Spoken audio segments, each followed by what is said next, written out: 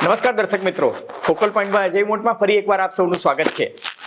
અમેરિકાએ નવા વર્ષના પહેલા સપ્તાહમાં એકદમ જેને કહી શકાય ને દુનિયાભરના લોકોની પ્રતિક્રિયા એવી હતી કે એકદમ લુખ્ખી દાદાગીરી કરી અને વેનેઝુએલા પર એટેક કર્યો અને વેનેઝુએલાના રાષ્ટ્રપતિ નિકોલસ માદુરો અને તેમની ધર્મપત્ની સિલિયા ફ્લોરેસ એ બંનેનું અપહરણ કરીને ઠેક અમેરિકા લઈ ગયા.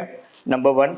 નંબર 2, એટલું જ નથી, દુનિયાભરમાં અત્યારે એવી ચર્ચા ચાલે છે કે ડોનાલ્ડ ટ્રમ્પે આ તેલ માટે કર્યું છે, પરંતુ ખરેખર આ માત્ર તેલનો ખેલ નથી. એમાં ડોલરનું ડી-ડોલરાઇઝેશન પણ સંડોવાયેલું છે, એમાં સોના, ચાંદી અને રેર અર્થ મેટલનું રાજકારણ પણ છે. અને સૌથી મોટું, અમેરિકાએ પહેલો ઘા રાણાનો મારતા હોય તેમ ચીન અને રશિયાને કાં તો સંકેત આપી દીધો છે અથવા તો ચીન અને રશિયા સાથે એક પ્રકારનું મેચ ફિક્સિંગ કરી લીધું છે કે આવનારા દિવસોમાં આ જ નિયમના આધારે ચીન તાઇવાન પર કબજો કરી શકે છે અને રશિયા યુક્રેન પર કબજો કરી શકે છે અને અમેરિકા પણ ત્યારે કંઈ બોલશે નહીં.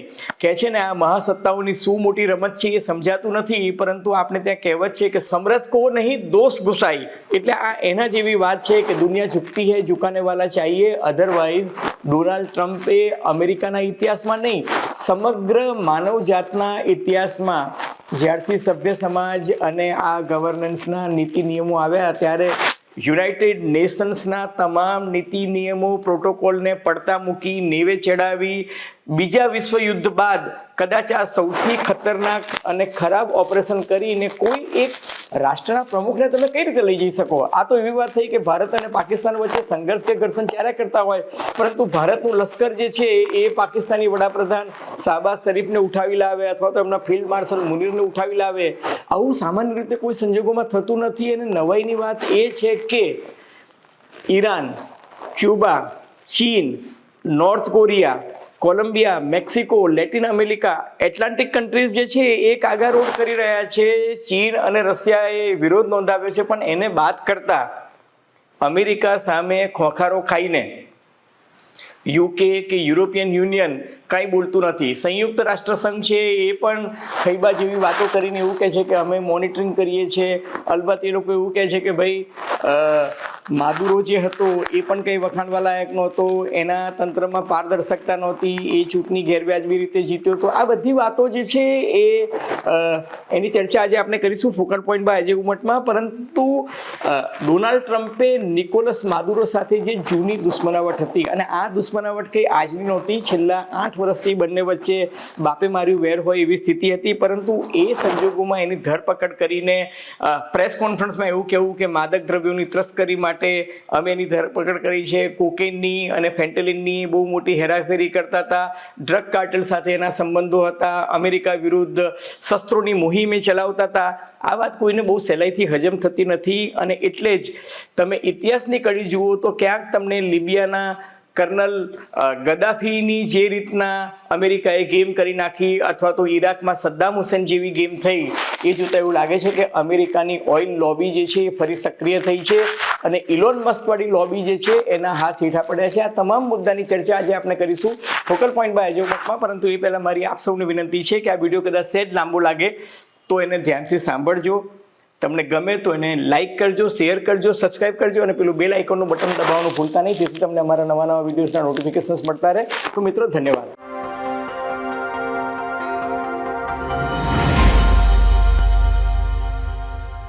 હવે છેલ્લા 48 કલાકમાં જે સમગ્ર ઘટનાક્રમ બન્યો અને આગામી 72 કલાકમાં જે બનશે, હું એવું માનું છું કે માનવજાત માટે એ બહુ જ મોટો ઇતિહાસનો ટર્નિંગ પોઈન્ટ હશે. એટલે આગામી 72 કલાકમાં શું બનશે એના પર પણ આપણે ચાપતી નજર રાખવી પડશે. અને છેલ્લા 48 કલાકમાં શું થયું એનો એક રિકેપ હું તમને આપી દઉં. તો 3 જાન્યુઆરીએ અમેરિકી રાષ્ટ્રપ્રમુખ ડોનાલ્ડ ટ્રમ્પે રાતના 10:27 પોતાની આર્મીને ઓર્ડર આપ્યો. અને એ ઓર્ડર એવો હતો કે આપને વેનેઝુએલા પર કમ્પ્લીટ, જેને કહી શકાય ને એક પ્રકારનું આર્મી ઓપરેશન કરવું છે, અને એના માટે ડેલ્ટા ફોર્સનો ઉપયોગ કર્યો. અને એમણે એવું કીધું કે ભાઈ વેનેઝુએલાના રાષ્ટ્રપતિ અને એમના ધર્મપત્ની એ બંનેને બેડરૂમમાં હોય તો પણ ત્યાંથી ઉઠાવીને અમેરિકા લઈ આવવાના છે. હવે ડોનાલ્ડ ટ્રમ્પે ઓર્ડર સાઇન કર્યો અને ત્યારબાદ વેનેઝુએલાના સમય પ્રમાણે રાતના બરાબર 2:01 એકાએક અમેરિકાનું આર્મી, અમેરિકાનું નેવી અને અમેરિકાનું નેવી એરફોર્સ આ ત્રણેયનું જે સ્પેશિયલ કમાન્ડો ઓપરેશન હોય છે એ ઓપરેશન જે છે એ કામે લાગ્યું અને એમણે 2:01 વેનેઝુએલાનું જે પાટનગર છે, રાજધાની જે છે કરાકસ, એના પર 3 અલગ અલગ જગ્યાએ જોરદાર બોમ્બના ધમાકા કર્યા. એક એમના આર્મીના હેડક્વાર્ટર પર, બીજું એમના એરપોર્ટની બાજુ અને ત્રીજું એમના નૌકાદળના મથક પર. હવે આ 3 જગ્યાએ જોરદાર બોમ્બ વર્ષા થઈ અને એ સાથે આખા શહેરમાં ધુમાડાના ગોટે ગોટા ઉડ્યા અને એમને આખા શહેરની તમામ લાઇટ્સ જે હતી, ઇલેક્ટ્રિસિટીનો સપ્લાય જે છે એ કાપી નાખ્યો. અને એ કાપી નાખ્યા પછી એમને ગણતરીની પળોમાં એટલે 30 મિનિટમાં એક એવું ઓપરેશન શરૂ કર્યું. કારણ કે સ્વાભાવિક છે કે 3 જગ્યાએ અલગ અલગ જગ્યાએ જ્યારે હુમલા થતા હોય ત્યારે લશ્કર, આર્મી, નેવી અને કરાકસ જે છે એની આર્મીની તો અમેરિકી સામે શું વિસાદ. એટલે અમેરિકન આર્મીએ તો પોતાની રાક્ષસી તાકાતથી 3 જગ્યાએ હુમલા કર્યા, જોરદાર બોમ્બ બ્લાસ્ટ કર્યા અને એ સાથે જ ઇલેક્ટ્રિસિટી ઉડાવી દીધી. તમામ પ્રકારની electricity, plan A, plan B જે હતી એ બધી જ ઉડાવી દીધી. ઇમરજન્સી લાઇટ્સ પણ બંધ કરી દીધી. અને એક સ્પેશિયલ વેહિકલ જે છે એ સ્પેશિયલ વેહિકલમાં એ લોકોએ રાષ્ટ્રપતિ જ્યાં હતા ત્યાં એ લોકો બ્લો ટોર્ચ કહી શકાય છે, એ બ્લો ટોર્ચવાળી વાન જે છે એ લઈને ગયા. અને આ બ્લો ટોર્ચવાળી જે વાન હોય છે એ મેટલના દરવાજા હોય ને એને પણ કાપી શકે અને એને આંતરીને પણ જઈ શકે એ પ્રકારના સાધનોથી સજ્જ વાન જે હતી એ નિકોલસ માદુરો અને એમના ધર્મપત્ની જ્યાં સૂતા હતા એ બેડરૂમ સુધી પહોંચી ગયા અને ગણતરીની પળોમાં એમને બંદીવાન બનાવી દીધા. હવે આ નિકોલસ માદુરો જે છે એને ખબર હતી કે ડોનાલ્ડ ટ્રમ્પ કોઈ પણ પ્રકારનું ગાંડ પણ કરી શકે છે, એટલે એને ડર હતો કે અમેરિકા કદાચ હુમલો કરી શકે, અમેરિકા કદાચ એની ધરપકડ કરશે. એટલે રોજ પોતાના બેડરૂમ જે છે એ બદલતો હતો, રોજ સુવાના ઠેકાના બદલતો હતો. એટલું જ નહીં, એની પાસે 2000 પર્સનલ બોડીગાર્ડ્સ હતા જે એની સુરક્ષામાં હંમેશા તૈનાત રહેતા હતા અને પોતે હંમેશા અભેદ કિલ્લામાં એવી રીતના રહેતા હતા કે જ્યાં એની કોઈ સહેલાઈથી એની આજુબાજુ એની ઈચ્છા વિના ન પહોંચી શકે. પરંતુ અમેરિકા છે, એની પાસે સેટેલાઇટ મોનિટરિંગથી માંડીને બીજી જ બધી જ વ્યવસ્થા છે. અને આ ઓપરેશનમાં એવું કહેવાય છે કે નિકોલસ મુદારોના જે નજીકના માણસો હતા, બોડીગાર્ડમાંથી જ કેટલાક લોકો ફૂટી ગયા હતા જે અમેરિકી જાસૂસ બની ગયા હતા અને એમને કમ્પ્લીટ ડિટેલ આપી દીધી. ને એને કારણે અમેરિકાનું ડેલ્ટા ફોર્સ જે છે એ ઓપરેશન કરવામાં સફળ રહ્યું. બંનેને ત્યાંથી નૌકાદળના નેવલ બેઝ પર લઈ જવામાં આવ્યા, ત્યાંથી એમને હેલિકોપ્ટર દ્વારા ક્યુબા લઈ જવામાં આવ્યા અને ક્યુબાથી પછી અમેરિકામાં ન્યુયોર્ક ખાતે. હવે અમેરિકા છે એ આ પ્રકારના ઓપરેશન્સ કરવા માટે કાબિલ છે અને એ તો વિશ્વની નંબર 1 આર્મ ફોર્સ જેની પાસે હોય, જે દરેક પ્રકારના અત્યાધુનિક શસ્ત્રોથી સુસજ્જ હોય, એના માટે આ પ્રકારના ઓપરેશન્સ એ કોઈ નવી વાત નથી. એ લોકો ધારે તે કરી શકે અને ધારે એ જગ્યાએ જઈને કરી શકે. એટલે અત્યારે હું લશ્કરી ઓપરેશન્સમાં નથી પડતો, પણ ધરપકડ કર્યા બાદ શ્રીમાન ડોનાલ્ડ ટ્રમ્પે જે પત્રકાર પરિષદ કરી અને એ પત્રકાર પરિષદમાં એમણે જે કારણો આપ્યા એ કારણો તમને દેખીતી રીતે બહુ ક્ષુલ્લક લાગે છે. દાખલા તરીકે એમણે એવું કીધું કે આ નિકોલસ જે છે એ ડ્રગ્સની કાર્ટેલ ચલાવતા હતા, ડ્રગ્સની કાર્ટેલના કારોબારના એ મુખ્ય હતા. એના સંગઠનને ડોનાલ્ડ ટ્રમ્પે થોડા સમય પહેલાં વિદેશી આતંકી સંગઠન એટલે ફોરેનર ટેરરિસ્ટ ગ્રુપ તરીકે આઈડેન્ટિફાઈ કર્યું હતું અને એના વિશે વિધિવત જાહેરાત કરી હતી. યુનાઇટેડ નેશન્સને પણ જાણ કરી હતી અને એ સંસ્થાનું નામ હતું કાર્ટેલ દ સોલુસ.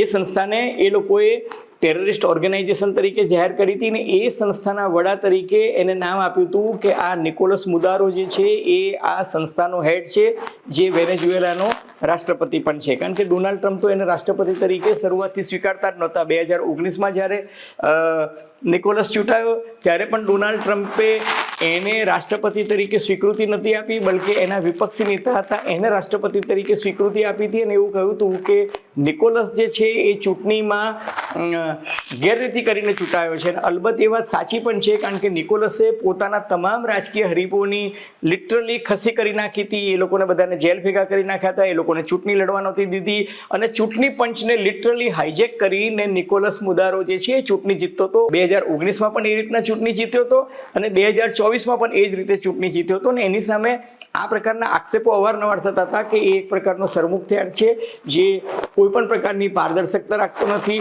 ચૂંટણીના નીતિ નિયમો માનતો નથી, વહીવટી તંત્રમાં પોતાને જે કોઈ દુશ્મન ગણાય એ બધા દુશ્મનોનો ખાત્મો બોલાવી દે છે. એટલે આ બધા આક્ષેપો જે છે એ સાચા હતા. અને ડોનાલ્ડ ટ્રમ્પે પહેલી ટર્મમાં તો એની સામે $1.5 કરોડ ઇનામ જાહેર કર્યું હતું. એ ઇનામ જે છે એની રકમ વધારી અને જ્યારે જો બાઇડન આવ્યા ત્યારે એ ઇનામની રકમ એની વિરુદ્ધ કે જે કોઈ વ્યક્તિ એની ધરપકડ કરાવી શકે અથવા તો એને પકડી શકે એનું ઇનામની રકમ જે છે 2.5 કરોડ કરી નાખી હતી. અને આ વખતે ડોનાલ્ડ ટ્રમ્પ જ્યારે સત્તામાં આવ્યા ત્યારે એને એની સામેની કારણ કે એમને એ લોકો ત્રાસવાદી માફિયા ડ્રગ માફિયા સંગઠનના પ્રમુખ તરીકે ઓળખતા હતા. એટલે એ હેસિયતથી એની સામે માથાનું ઇનામ જે છે એ $5 કરોડ એટલે ભારતીય ચલણમાં ગણું તો લગભગ 450 કરોડ રૂપિયાનું ઇનામ જે છે એના માથા પર હતું. હવે આ માદુરો જે છે એની સામે આ તો આક્ષેપો હતા કે એ પોતાના રાજકીય હરીફોને ખતમ કરી નાખતો હતો, પરંતુ એને લોકશાહીનો સંપૂર્ણપણે છેદ ઉડાવી દીધો હતો વેનેઝુએલામાંથી. એનામાં પણ કોઈ બેમત નથી અને એ જે છે એ ડોનાલ્ડ ટ્રમ્પની સામે પડ્યો હતો. મજાની વાત એ છે કે ડોનાલ્ડ ટ્રમ્પે આ ઓપરેશન કર્યું એ પહેલાં મુદારો સૌથી છેલ્લી જો કોઈ વ્યક્તિને મળ્યા હોય તો એ ચાઇનીઝ ડિપ્લોમેટ હતા. અને એવું કહેવાય છે કે એ ચાઇનીઝ ડિપ્લોમેટ જે આવ્યા હતા મુદારોને મળવા માટે, નિકોલસ મુદારોને, એને કહ્યું હતું કે તું સાચવજે, અમેરિકા કોઈ લશ્કરી કરતૂત કરે એવી સંભાવના અમને દેખાઈ રહી છે. એટલે નિકોલસ પણ સચેત હતો, પરંતુ અમેરિકા છે ને અમેરિકાએ ઓપરેશન કરી નાખ્યું. પણ એવું કહેવાય છે કે ચીન અને નિકોલસ મુદારો વચ્ચે કોઈ એક ગુપ્ત સમજૂતી થઈ હતી અને એ ગુપ્ત સમજૂતીમાં સૌથી મહત્વની વસ્તુ એ હતી કે ડી-ડોલરાઇઝેશનની વાત આવતી હતી. એનો અર્થ એ કે વેનેઝુએલાનું ક્રૂડ ઓઇલ જે છે એ ચીનને વેચવામાં આવશે અને ચીન સાથે રિફાઇનરી અને પ્રોસેસિંગના કોન્ટ્રાક્ટ થવાના હતા. એટલું જ નહીં, એ જે ડોલરની જગ્યાએ ચાઇનીઝ યુઆનમાં ખરીદી, વેચાણ અને બાર્ટર સિસ્ટમ જે છે એ લાવવાની વાત થતી હતી. હવે અમેરિકાના કોઈ પણ રાષ્ટ્ર પ્રમુખ હોય એ આ વાત સ્વીકારે નહીં.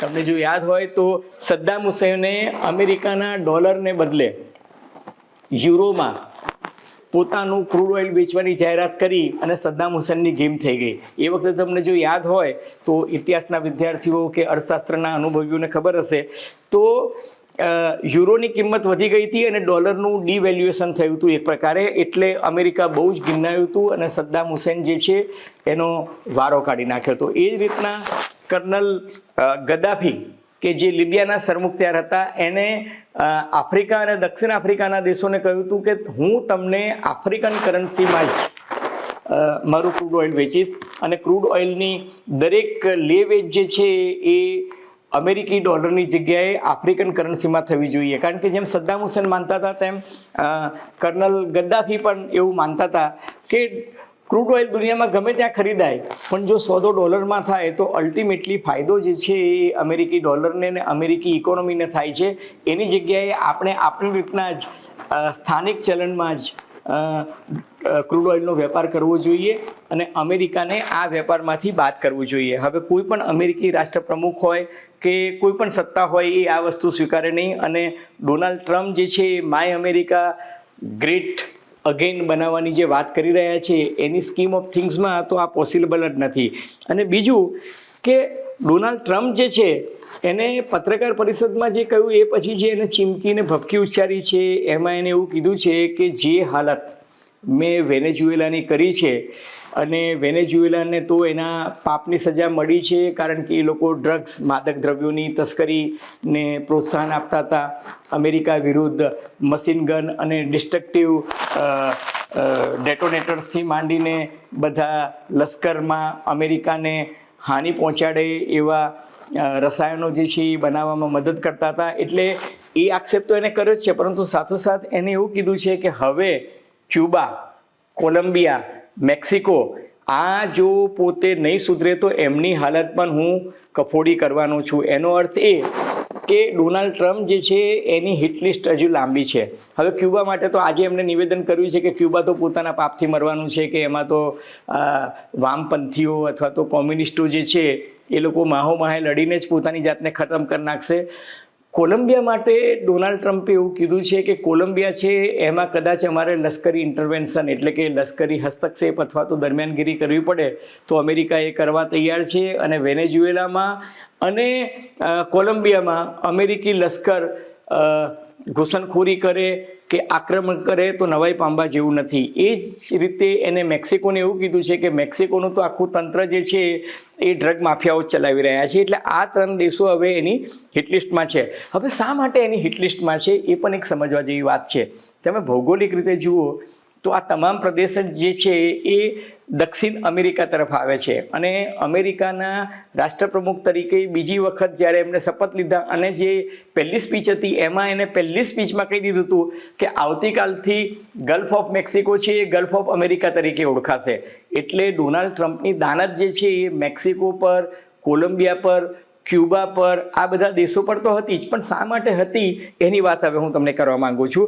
તમને જો યાદ હોય તો અત્યાર સુધી ડોનાલ્ડ ટ્રમ્પ જે છે એ ચીન સામે ફેન્ટેલિન નામનું જે માદક દ્રવ્ય જે આવે છે, જે કેમિકલી બનાવવામાં આવે છે, એના માટે આક્ષેપ કરતા હતા અને કહેતા હતા કે ચીન જે છે એ આ માલ કોલંબિયાને, ક્યુબાને, વેનેઝુએલાને આપે છે અને ત્યાંથી ડ્રગ કાર્ટેલ જે છે એ માલ બનાવે છે અને મેક્સિકો દ્વારા એ માલ જે છે અમેરિકામાં આવે છે.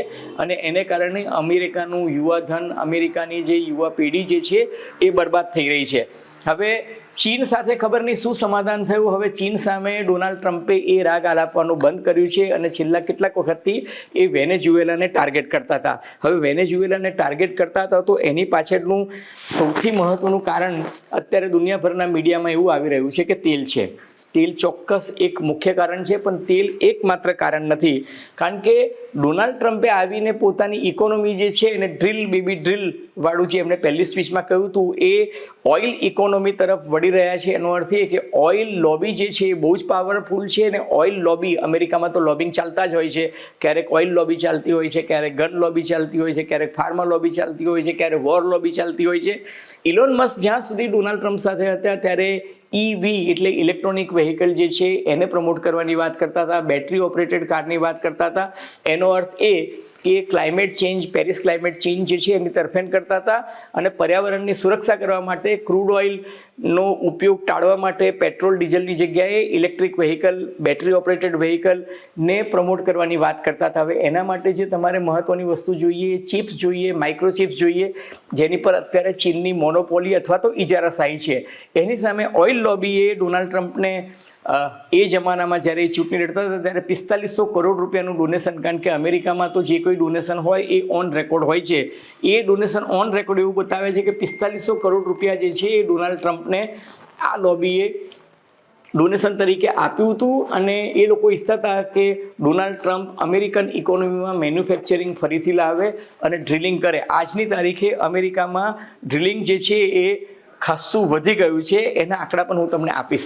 હવે મહત્વની વાત એ છે કે વેનેઝુએલા જે છે એની સામે જે ઓપરેશન કર્યું એ શા માટે કર્યું? તો નંબર 1, વેનેઝુએલા પાસે અત્યારે દુનિયામાં સૌથી વધુ ખનિજ તેલનો ભંડાર છે. તમને આંકડામાં કહું તો 303 બિલિયન એટલે કે 303 અબજ બેરલનો જથ્થો જે છે એ અત્યારે વેનેઝુએલા પાસે છે. અને 800 વર્ષ સુધી ચાલે એટલું ખનિજ તેલ વેનેઝુએલા પાસે છે. એટલે દુનિયામાં સૌથી વધુ જો કોઈ ભંડાર હોય ખનિજ તેલનો તો એ વેનેઝુએલા પાસે છે. એના પછી બીજો નંબર જે છે એ 267 અબજ બેરલ જે છે એ સાઉદી અરેબિયાનો આવે છે. ઈરાક પાસે 145, કુવૈત પાસે 102 અબજ બેરલ, લિબિયા પાસે 48, ઈરાન પાસે 209, યુનાઇટેડ અરબ અમીરાત પાસે 113, રશિયા પાસે 80 અબજ બેરલ, કેનેડા પાસે 163 અબજ બેરલ, જ્યારે અમેરિકા પાસે માત્ર 74 અબજ બેરલ જથ્થો છે. એનો અર્થ એ કે અમેરિકાની સરખામણીમાં 5 ગણો ખનિજ તેલનો વિપુલ જથ્થો જે છે એની પાસે છે, એટલે દુનિયાનો 18% જથ્થો જે છે એ એની પાસે છે, નંબર 1. નંબર 2, આજની તારીખે અમેરિકા 13% જેટલું ખનિજ તેલનું ઉત્પાદન કરે છે રોજ, રશિયા 10% કરે છે, પરંતુ ઈરાન, ઈરાક, સાઉદી અરેબિયા 3% થી 5%ની રેન્જમાં છે, કારણ કે ઈરાન ઉત્પાદન કરવાની ક્ષમતા વધારે ધરાવે છે, પરંતુ ઈરાનનો માલ કોઈ વેચાતું નથી. વેનેઝુએલા ઉત્પાદન કરે, પણ વેનેઝુએલાનો માલ જે છે કોઈ ખરીદી શકતું નથી, કારણ કે અમેરિકાએ ઈરાન પર અને વેનેઝુએલા પર પ્રતિબંધ લગાડ્યા છે. ભારતની જ વાત કરીએ તો ભારત પહેલાં ઈરાન પાસેથી ખનિજ તેલ ખરીદતું હતું, વેનેઝુએલા પાસેથી ખરીદતું હતું, બંને પર પ્રતિબંધો મૂક્યા, કારણ કે ભારત જે છે એ પોતાની ખનિજ તેલ, ક્રૂડ ઓઇલ અથવા તો પેટ્રોલ ડીઝલની 88% આયાત જે છે એ વિદેશથી કરે છે. આપણા પોતાનું ONGCનું ને બીજું જે ઉત્પાદન છે માત્ર 12%થી ઓછું છે, એટલે આપણે હંમેશા વિદેશ પર નિર્ભર રહીએ છીએ. આપણે જ્યારે રશિયા પાસેથી ક્રૂડ ઓઇલ ખરીદીએ છીએ એ પણ શ્રીમાન ડોનાલ્ડ ટ્રમ્પને ગમતું નથી. હવે વેનેઝુએલા પાસે માત્ર ક્રૂડ ઓઇલ છે એવું નથી, વેનેઝુએલા પાસે આજની તારીખે 168 મેટ્રિક ટન ગોલ્ડ છે. હવે 161 મેટ્રિક ટન ગોલ્ડ એ કંઈ નાની સૂની વાત નથી, વત્તા 8000 ટન ગોલ્ડ એવું છે કે જે અનટેપ્ડ છે, પણ જીઓલોજિકલ સર્વે જે છે એ સૂચવે છે કે વેનેઝુએલામાં ગોલ્ડ એટલે કે સોનાની ખાણ છે. હવે સોનાની ખાણ ઉપરાંત એની પાસે કુદરતી ગેસ જે છે એનો વિપુલ જથ્થો છે, દુનિયામાં 34મા નંબરે એની પાસે કુદરતી ગેસનો જથ્થો છે, એટલે બહુ જ વિપુલ પ્રમાણમાં એની પાસે ગેસ છે. એની પાસે વિપુલ પ્રમાણમાં આયરન ઓર છે. આયરન ઓર એની પાસે લગભગ આજની તારીખે $600 અબજ આયરન ઓર છે, અને કોપર અને નિકલની પણ બહુ જ મોટી મોટી ખાણો છે. એટલે આજની તારીખે જો હું વેનેઝુએલાની પાસે આ 303 અબજ બેરલ જે ક્રૂડ ઓઇલ છે એનો બજાર ભાવ કહું તો આજની તારીખે આ વેનેઝુએલા સામેનું ઓપરેશન થયું છતાં પણ દુનિયામાં ક્રૂડ ઓઇલના ભાવમાં કોઈ ફરક પડ્યો નથી. તો એ ભાવ આજની તારીખે $60 છે, પણ 3 દિવસ પહેલાં જ્યારે ક્રૂડ ઓઇલનો ભાવ $57 હતો, બરાબર છે. તો એ દ્રષ્ટિએ ગણો તો આજની તારીખે વેનેઝુએલા પાસે જે ક્રૂડ ઓઇલ છે એ માત્ર ક્રૂડ ઓઇલના જથ્થાની કિંમત જે છે એ $18 ટ્રિલિયન જેટલી થાય છે. $18 ટ્રિલિયન એટલે આપણા મોદી સાહેબ ભારતીય અર્થતંત્રને $5 ટ્રિલિયન 2027માં પહોંચાડવા માંગે છે. જો ભારતની ઇકોનોમી 2027માં $5 ટ્રિલિયન સુધી પહોંચવા માટે પ્રયત્નશીલ હોય તો જે દેશ પાસે આજની તારીખે $18 ટ્રિલિયન માત્ર ક્રૂડ ઓઇલની તાકાત હોય એ દેશ પર અમેરિકા શા માટે હુમલો ના કરે ભલા? એટલે ડોનાલ્ડ ટ્રમ્પે એ દેશ પર હુમલો કર્યો છે. એટલું જ નહીં, એ દેશના રાષ્ટ્રપતિ અને એમના ધર્મપત્નીને કબજે કરી લીધા છે. એમની સામે કેસ આજે ન્યુયોર્કની અદાલતમાં શરૂ થશે. પણ એથી પણ આગળ એને જે સૌથી મોટો માસ્ટર સ્ટ્રોક માર્યો છે કે એને ચીનની જે તાકાત હતી, અથવા તો ચીન આ વેનેઝુએલા સાથે જે દોસ્તી કરીને ટ્રેડ પાર્ટનરશિપ કરતું હતું એની પર જોરદાર હથોડો મારી દીધો છે. એટલે ચીન જે છે એના હાથ હવે હેઠા પડશે. એટલે આ જે $18 ટ્રિલિયન ઇકોનોમીનો મોટો દલ્લો જે ડોનાલ્ડ ટ્રમ્પને મળી ગયો છે, તમે જુઓ કે અમેરિકાની ઇકોનોમી કદાચ $36 ટ્રિલિયન છે, એટલે એનાથી લગભગ 50% જેટલી ઇકોનોમીમાં એને હવે કબજો કરવાની શરૂઆત કરી છે. અને ચીનની ઇકોનોમી લગભગ $27 ટ્રિલિયન છે. એટલે ચીન અને અમેરિકા એને બાદ કરતા નંબર 3 ઇકોનોમી જે છે એ વેનેઝુએલા પાસે એટલો ખનિજ તેલ ભંડાર છે. હવે બીજું કે એનો જીડીપી જે છે એ જાપાન કરતાં 4 ગણો છે, અને એનું પ્રોડક્શન પોટેન્શિયલ બહુ ગજબનું છે. પરંતુ એની પાસે જે ક્રૂડ ઓઇલ છે એ ક્રૂડ ઓઇલ જે છે એ ક્રૂડ ઓઇલના 3 પ્રકાર હોય છે. એક લાઇટ છે, એક મીડિયમ છે, અને ત્રીજું છે બહુ હેવી ડેન્સિટી વાળું, જેને જાડું કડદા જેવું બ્લેક કલરનું હોય છે. એની ડેન્સિટી થોડીક વધારે હોય છે, પરંતુ એને રિફાઇનરીમાં લઈ જવા માટે થોડા બીજા કેમિકલ્સ એડ કરવા પડે છે, અને એના માટેની જે રિફાઇનરી સ્પેશિયલાઇઝ છે એની કાળક્રમે વેનેઝુએલામાં કેપેસિટી જે છે ઘટી ગઈ છે. અને વેનેઝુએલા પોતાની જે ક્ષમતા જે છે એક જમાનામાં રોજના 3.4 મિલિયન બેરલ કરતા હતા એની જગ્યાએ અત્યારે 1 મિલિયન બેરલ પણ એ ક્રૂડ ઓઇલનું ઉત્પાદન કરતા નથી, કારણ કે અમેરિકાએ એને ગજબનું ભરાઈ દીધું છે. કારણ કે અમેરિકાએ એવી સ્થિતિ મૂકી છે કે વેનેઝુએલાનું ક્રૂડ ઓઇલ કોઈ ખરીદતું નથી, એટલે દેખીતી રીતના એની ઇકોનોમી પર પણ અસર થઈ છે અને એની ઇકોનોમી અત્યારે એકદમ પડીભાંગી છે. એની કરન્સીની કોઈ વેલ્યુ નથી, એનું ભયંકર ડિવેલ્યુએશન થયું છે, પરંતુ એ વાત ક્યારેક ફરી કરીશું. હવે આ સ્થિતિમાં જો ડોનાલ્ડ ટ્રમ્પ સત્તા પરિવર્તન કરે અને વેનેઝુએલાની સરકાર પર પોતાનો સંપૂર્ણ કબજો કરી નાખે, અથવા તો વેનેઝુએલાની સરકાર જે સંયુક્ત રાષ્ટ્ર સંઘના ચાર્ટર મુજબ નીતિ નિયમોથી વિરુદ્ધ છે, કોઈ પણ દેશના સાર્વભૌમત્વ પર તમે કબજો ન જમાવી શકો, કોઈ પણ દેશમાં તમે એની સરહદમાં ઘૂસી શકો, પણ ડોનાલ્ડ ટ્રમ્પે જે રીતના આક્રમણ કરીને કબજો કર્યો છે ને એમણે એવું કીધું છે કે આગામી થોડા સમય માટે અમે આ સરકાર ચલાવીશું. એનું જે રિએક્શન આવ્યું છે એ વેનેઝુએલામાં તો અત્યારે શેરીઓમાં લશ્કર પહોંચી ગયું છે, અને એ લશ્કર જે છે એ ભૂતપૂર્વ રાષ્ટ્રપ્રમુખ નિકોલસ માદુરોને વફાદાર છે, પરંતુ એટલે ત્યાં તો એક પ્રકારનો સન્નાટો છે. શેરીઓમાં કોઈ બોલવા તૈયાર નથી, બધા ડરે છે, ભયનો માહોલ છે. પરંતુ વેનેઝુએલાના લગભગ 50 લાખ લોકો છેલ્લા 5 વર્ષમાં વેનેઝુએલા છોડીને અમેરિકામાં, યુરોપમાં કે બીજા દેશોમાં જ્યાં સ્થાયી થયા છે ત્યાં ઉત્સાહનો માહોલ છે, કારણ કે એ બધા લોકો માદુરોથી નારાજ થઈને એની નીતિ રીતિથી કંટાળીને વેનેઝુએલા છોડીને નીકળ્યા હતા. એ લોકોને પોતાનો દેશ છોડવો નહોતો.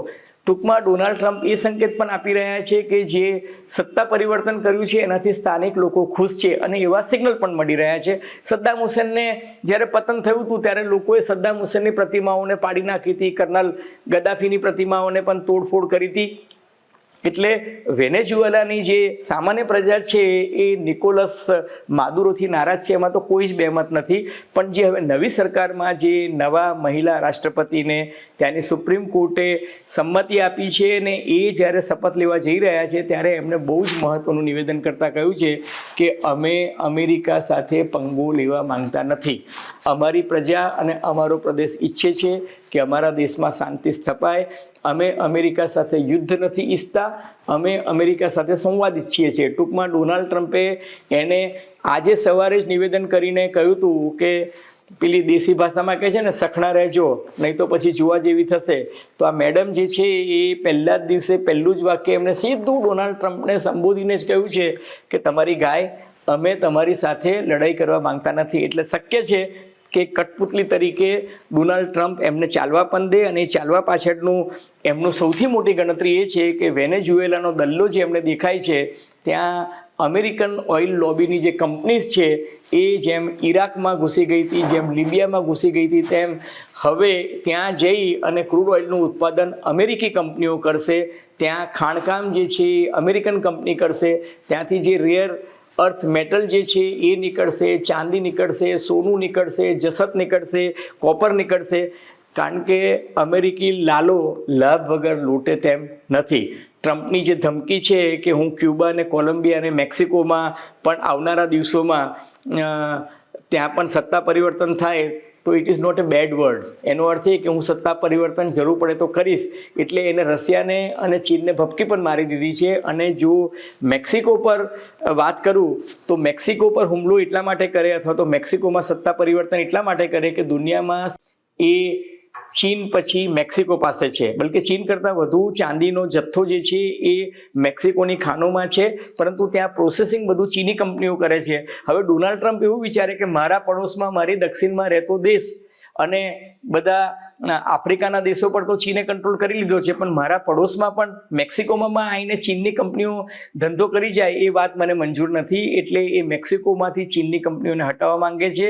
એને ખબર છે કે મેક્સિકોમાં સોનું, ચાંદી, કોપર અને રેર અર્થ મેટલ જે છે એ પણ વિપુલ પ્રમાણમાં છે, અને 60 થી 90% આ આખો જે એટલાન્ટિક વાળો એરિયા જે છે લેટિન અમેરિકાના, એના પર ચીની કંપનીઓનો કબજો છે. અને બીજું કે ચીન, રશિયા જે બ્રિક્સના મેમ્બર છે એમાં ખાસ કરીને ચીન અને રશિયાની દાનત જે છે એ ડી-ડોલરાઇઝેશન કરવાની છે. ડોલરનું આધિપત્ય હટે અને એ લોકો પોતાની કરન્સીમાં આગળ વધે એવું એ લોકો ઈચ્છે છે. દાખલા તરીકે ચીલી છે, તો ચીલીમાં કોપર એટલે કે તાંબા અને જસતની સૌથી મોટામાં મોટી દુનિયાની ખાણો છે. તો બોલિવિયા જે છે ત્યાં લિથિયમની સૌથી વધુ વિપુલ પ્રમાણમાં આખી દુનિયામાં સૌથી મોટો જથ્થો જે છે ત્યાં છે. એટલે ડોનાલ્ડ ટ્રમ્પ જે છે એ માદક દ્રવ્યો અને શસ્ત્રોની હેરાફેરીની વાત કરે છે, પણ હકીકતમાં આંકડે મત દેખાય છે તેલ પર, આંકડે મત દેખાય છે સોનામાં, ચાંદીમાં, કોપરમાં, જસતમાં, લિથિયમની બેટરીમાં અને રેર અર્થ મેટલ કે જેની પર ચીન કબજો જમાવીને બેઠું છે. અને ચીને એવી નીતિ જાહેર કરી છે કે 1 જાન્યુઆરી 2026થી માંડીને 1 જાન્યુઆરી 2027 સુધી ચીન પોતાના દેશમાં ચાંદીની આયાત કરશે, પણ પોતાના દેશમાંથી ચાંદીની નિકાસ નહીં થવા દે. અને ડોનાલ્ડ ટ્રમ્પે પણ ઈંટનો જવાબ પથ્થરથી આપતા હોય તેમ આ એક આખી ગેમ કરી છે. અને ચીનની જે સપ્લાય લાઇન હતી એ ચીનની સપ્લાય લાઇન જે છે એ કાપી નાખવાનો પ્રયાસ કર્યો છે. ચીને આફ્રિકાના દેશોમાં કબજો જમાવ્યો છે, એ અમેરિકાને બિલકુલ ગમતું નથી. અને એટલે જ કર્નલ ગદ્દાફીની લિબિયામાં જે હાલત કરી હતી અને ઈરાકમાં સદ્દામ હુસેનની જે હાલત કરી હતી એ હાલત કદાચ નિકોલસ માદુરોની થાય કે નહીં, પણ એ અમેરિકાની કસ્ટડીમાં છે, હકીકત છે. અને હવે ખતરો જે છે ક્યુબા, કોલંબિયા અને મેક્સિકોમાં દેખાઈ રહ્યો છે. આગામી 72 કલાક જે છે એ વૈશ્વિક રાજકીય અને ભૌગોલિકની દ્રષ્ટિએ જોવા જઈએ તો ચીન અને રશિયા હવે કઈ રીતના રિએક્ટ કરે છે એના પર સૌથી બધાની નજર છે. પરંતુ અમેરિકા જે છે એ પેલું કહે છે ને, પડ્યો પોદળો ધૂળ લઈને ઉખડે, એમ અમેરિકા હવે જે રીતના આક્રમણ સાથે આગળ વધી રહ્યું છે અને અમેરિકામાં ડોનાલ્ડ ટ્રમ્પનું ઇમ્પ્રુવમેન્ટ થયું છે એના અપ્રુવલ રેટિંગમાં, એ જોતા ડોનાલ્ડ ટ્રમ્પ એવું માને છે કે માય અમેરિકા ગ્રેટ અમેરિકાની એમની જે થીસીસ છે એમાં હવે ફરી એમને એક રિકગ્નિશન મળી રહ્યું છે. એટલે હવે એ આમાંથી પાછી પાની કરે એવું દેખાતું નથી ને એના માટેના મજબૂત કારણો પણ છે. મિત્રો, આ એક એવો ટોપિક છે જેના પર આપણે અવારનવાર ચર્ચા કરતા રહીશું. તમને ફોકલ પોઈન્ટ બાય અજય ઉમટનો આ એપિસોડ નવ ગુજરાત સમય અને અમદાવાદ મિરરના સથવારે જો ગમ્યો હોય તો મહેરબાની કરીને એને લાઇક કરજો, શેર કરજો, સબસ્ક્રાઇબ કરજો. અને આપ શું માનો છો, આવનારા દિવસોમાં શું થશે? તમારા અવલોકનો, અનુમાનો અને તારણો અમને ગમશે. ધન્યવાદ, ખૂબ ખૂબ આભાર.